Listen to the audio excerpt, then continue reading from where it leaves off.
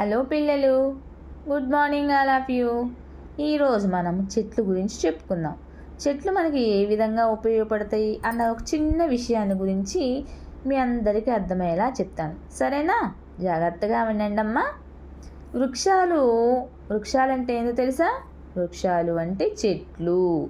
వాటిని మనము తరువులు అని కూడా అంటాం అన్నమాట. వృక్షాలు మానవ జాతి మనుగడకు ఆధారాలు. అవి మనకు నీడనిస్తాయి, ఎండ చలి నుండి మనల్ని కాపాడుతూ ఉంటాయి. మనకు కావలసినటువంటి గృహోపకరణాలను ఇస్తాయి. గృహోపకరణాలు అంటే ఇంటికి అవసరమైనటువంటి వస్తువులు అన్నమాట. వంట చెరుకుగా ఉపయోగపడతాయి. వంట చెరుకు అంటే ఏంటి తెలుసా? మనము వంట చేసుకోవడానికి, పొయ్యి వెలిగించుకోవడానికి ఉపయోగపడేటువంటి కట్టెలు అన్నమాట.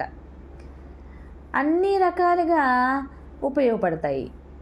ఏంటివి ఉపయోగపడేది అన్ని రకాలుగా అంటే? వృక్షాలు అన్ని రకాల కూరగాయలని, పండ్లని, ఆహార పదార్థాలని అన్నీ కూడాను ఈ యొక్క చెట్లు మనకిస్తాయన్నమాట.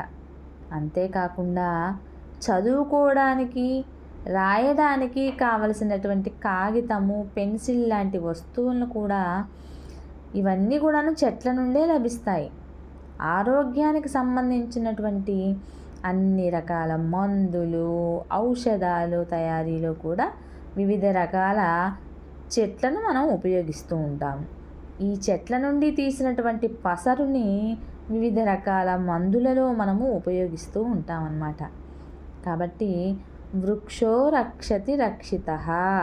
వృక్షాలని మనం ఎప్పుడైతే రక్షిస్తూ, వాటికి నీరు పోస్తూ, వాటిని కాపాడుతూ ఉంటామో, అవి పెరిగి పెద్దయ్యాక మనకి నీడని, గాలిని, ఆహారాన్ని ఇస్తూ అవి మనల్ని రక్షిస్తూ ఉంటాయి.